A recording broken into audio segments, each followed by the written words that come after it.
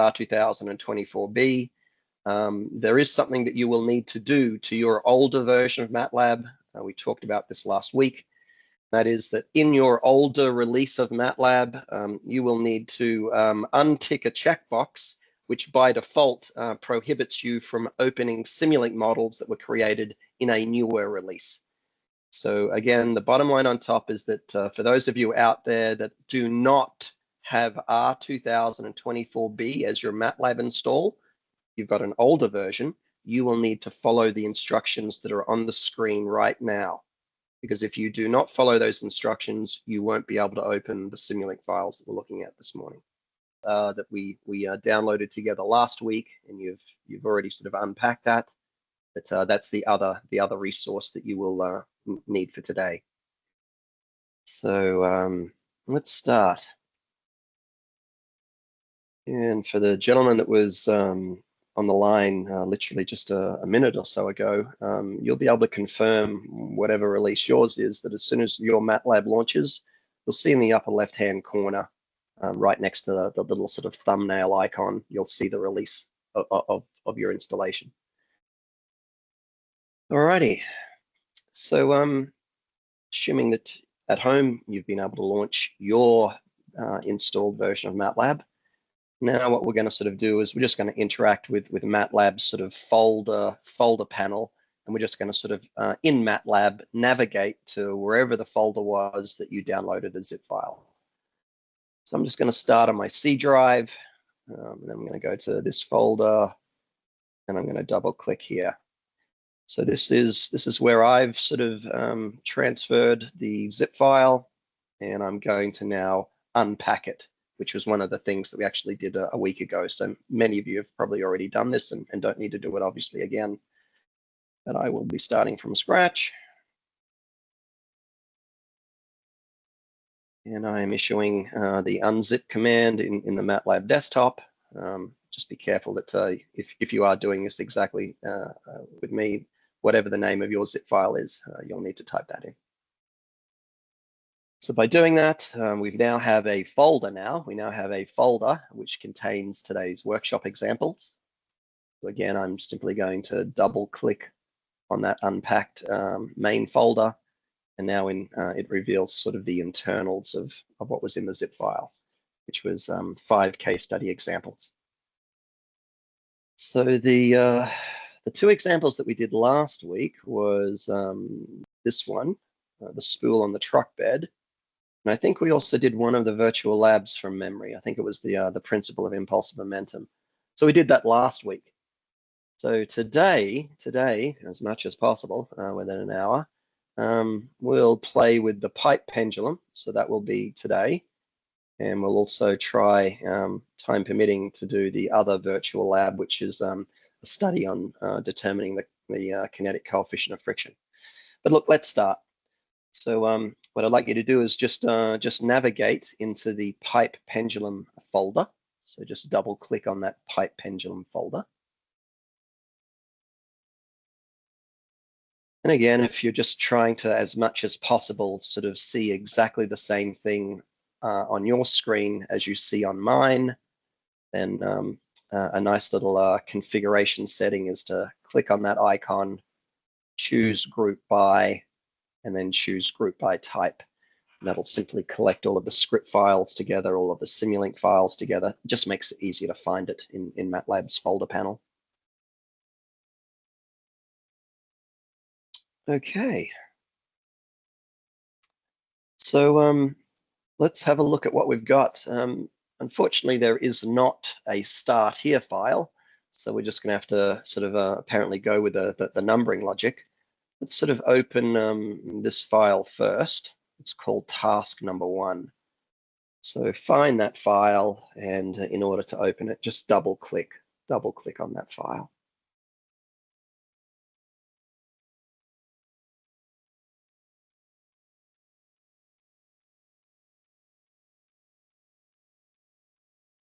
Alrighty. So folks, in all this chaos of this morning, I forgot to sort of give you a reminder on what we really want to accomplish today. So all we want to do is just to make sure that you are comfortable and confident to open these case study files and to be able to run them. Because in your final semester project, you'll be asking to do something along the lines of do some hand calculations and then sort of compare those things to what these MATLAB and Simulink case study files produce. So bottom line on top, today we just want to make sure you know how to open files, run them, and play with them. So let's talk about this very first task.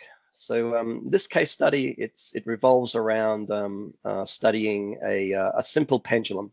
So if you're looking for a real world practical application, you can think of a concrete pipe that's being lifted by a forklift.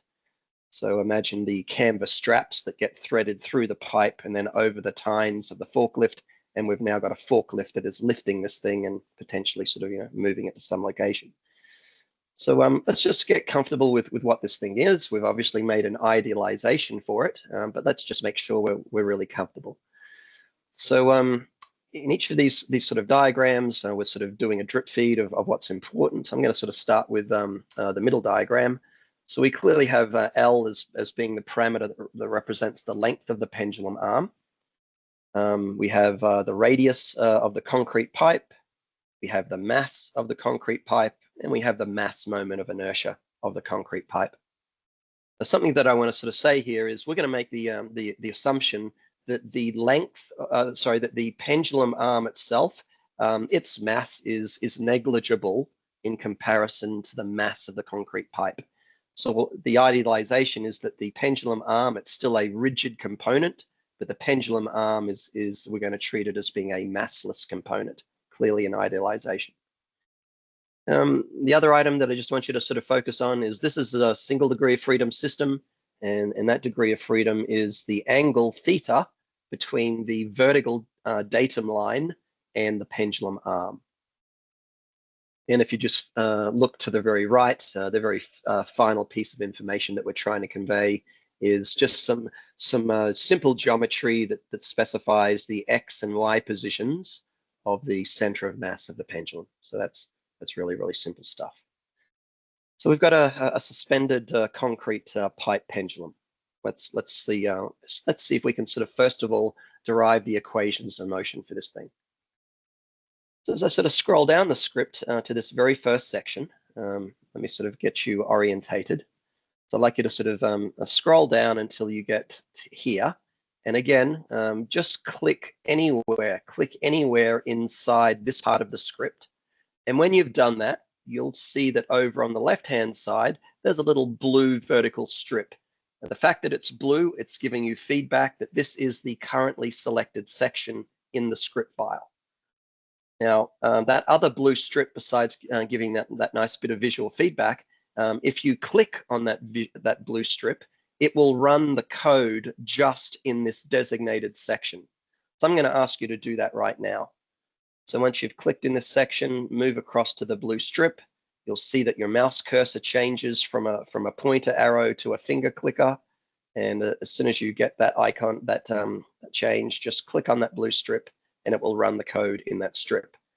So let's talk about what that code is.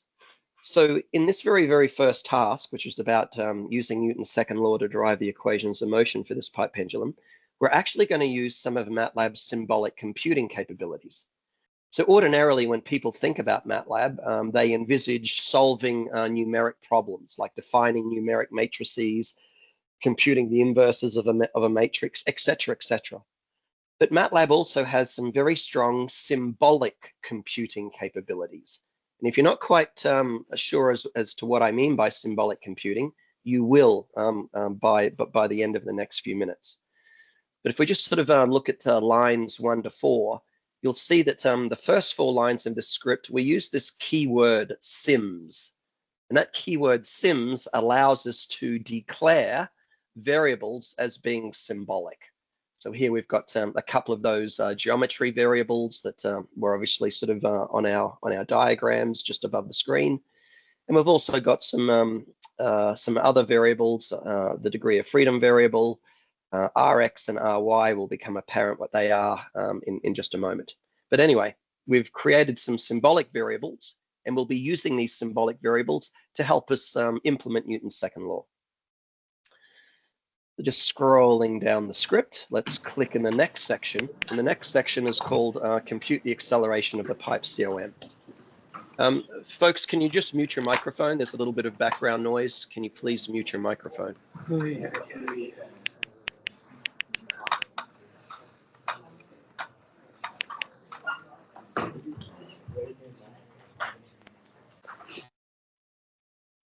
Lovely. Alrighty, so we're going to be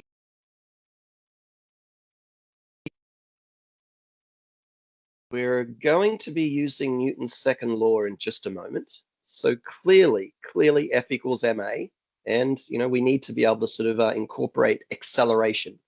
So let's kind of get ahead of that, and let's just use symbolic computing to compute the acceleration vector of the center of mass. So let's execute the code in this new section, and let's see what we've got and what was produced.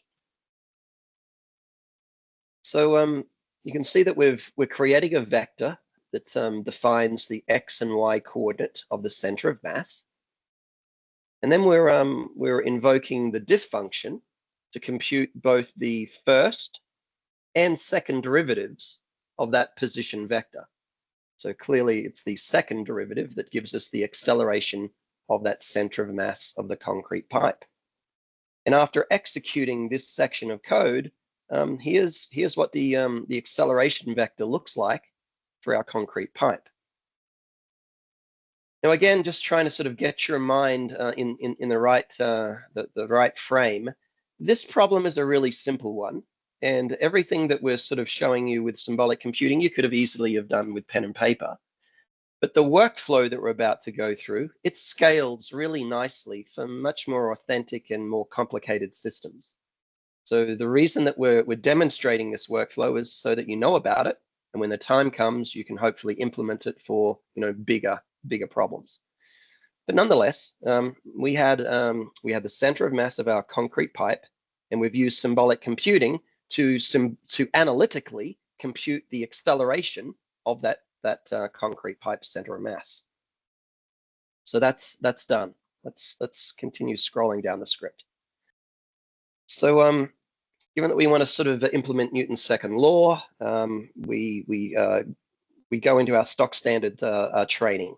In order to do that, we isolate every rigid body in the system. In this case, there is only one rigid body. And then we draw all of the externally applied forces that are acting on it. So I'll just get you to sort of stare at the free body diagram for this concrete pipe. Remember the arm of the pendulum is rigidly attached to the concrete pipe. So the forces acting on this system, you have the reaction forces Rx and Ry at that pivot point, and you also have the force of gravity, Mg. So that's a free body diagram. All right. So if you're comfortable with that, writing out Newton's second law is going to be pretty easy. It's a pretty simple thing. And here it is in the next part of the screen. So we'll take the information in the free body diagram, and we'll just use it as we write out Newton's classic F equals ma statement. Now the significance of that is when we implement this in symbolic computing, this is what it looks like on lines 15 and 16 of the script. So let's just stare at this. I mean, don't let the familiarity sort of distract you from just focusing on what you're looking at on the screen. So here's the syntax. We clearly have the left-hand side of MATLAB of Newton's second law, m times the x component, and then on the right-hand side we have the sum of all of the forces acting in the x direction. And you'll see that the way that we make the statement that the left-hand side is equivalent to the right-hand side is we use that double equals sort of syntax, and that left-hand side equals right-hand side equivalence is then simply assigned to a MATLAB variable. We do exactly the same thing for the vertical direction.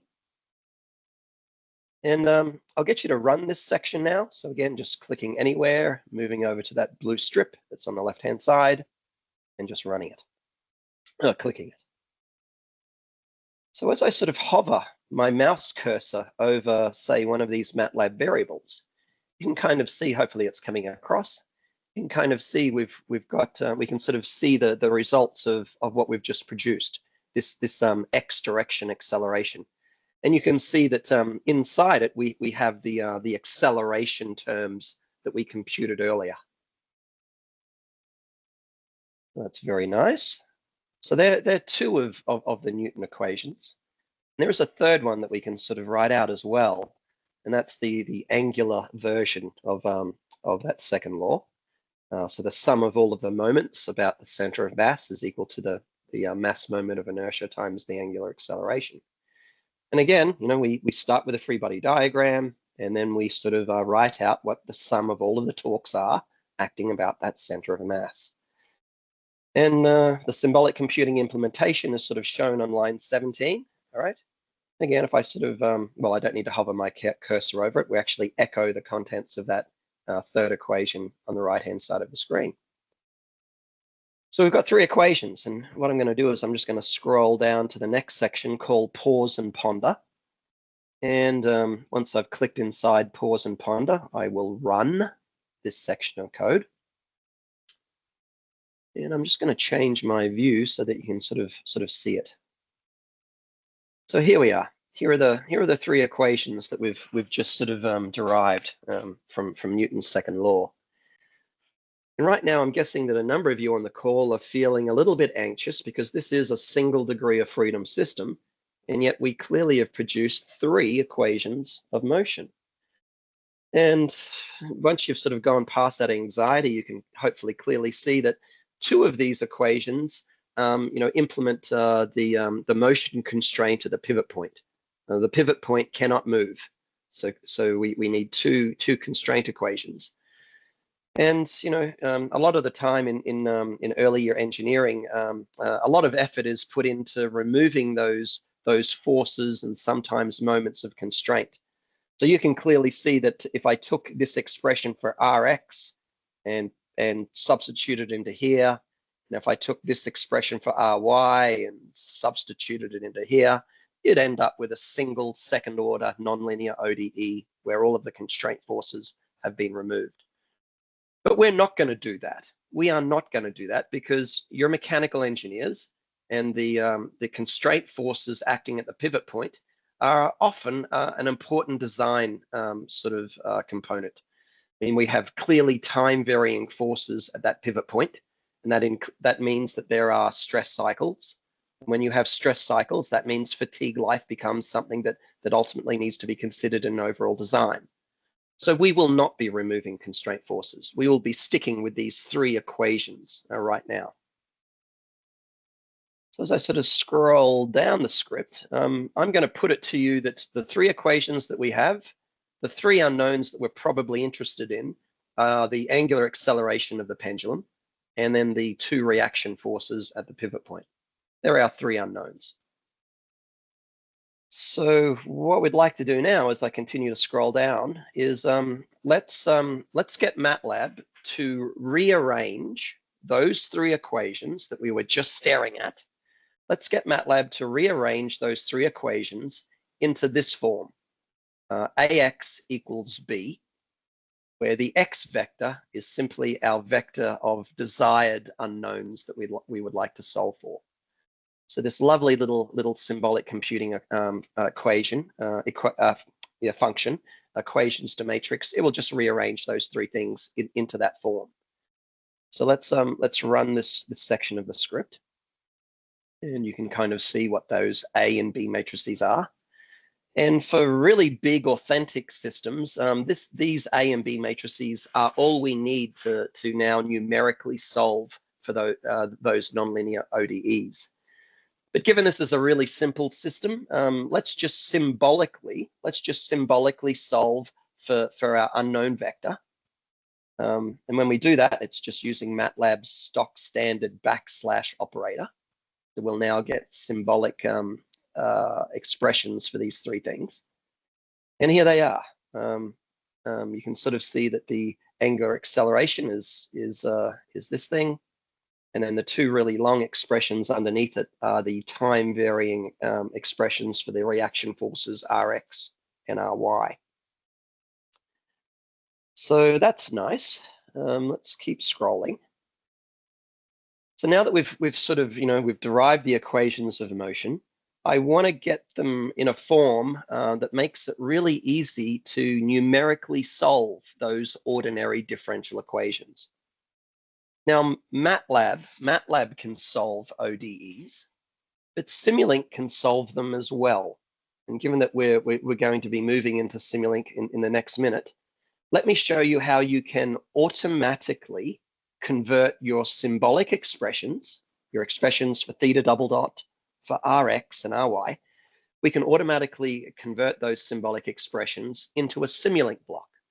Then we can subsequently use that Simulink block and ask Simulink to solve the ODEs. But here's the first bit of the secret sauce. There is a symbolic computing function called MATLAB function block.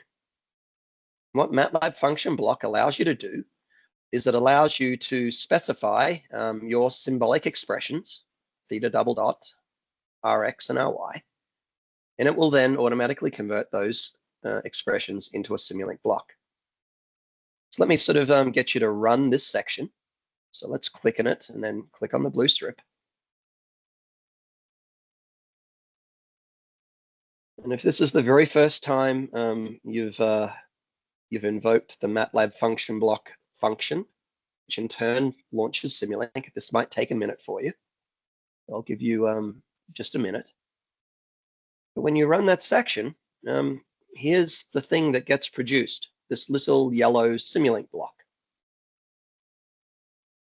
You can sort of study it and you can sort of see that it's got a bunch of inputs. Some of them, no doubt, are time invariant, they're constants. Some of the input signals, such as theta and theta dot, clearly they're time varying. The block apparently uses those inputs to subsequently compute the time varying signals for theta double dot, the time varying Rx force, and the time varying Ry force. When I double click on this little Simulink block, sure enough, it was automatically created today, the 5th of May, at 12 minutes past midday. And you can see that, sure enough, it just implements the expressions that we had for theta double dot, Rx and Ry. So the real feel-good moment is it doesn't matter how long and lengthy these symbolic expressions are. You've now got a mechanism to automatically convert them into a Simulink block. Again, which is really exciting when you're studying much more sophisticated industry-size sort of problems. So all I really want you to sort of just acknowledge is we started out in this task one, drawing our free body diagrams and then writing out Newton's second law. We implemented those equations using symbolic computing. We got symbolic computing to sort of rearrange those equations and then ultimately to automatically convert those symbolic equations into a little yellow Simulink block. So that's task one done. In the next task, we'll look at how we can get Simulink to numerically solve this system of ODEs. All right, so I think I'm done with this. I'm just going to close that Simulink file.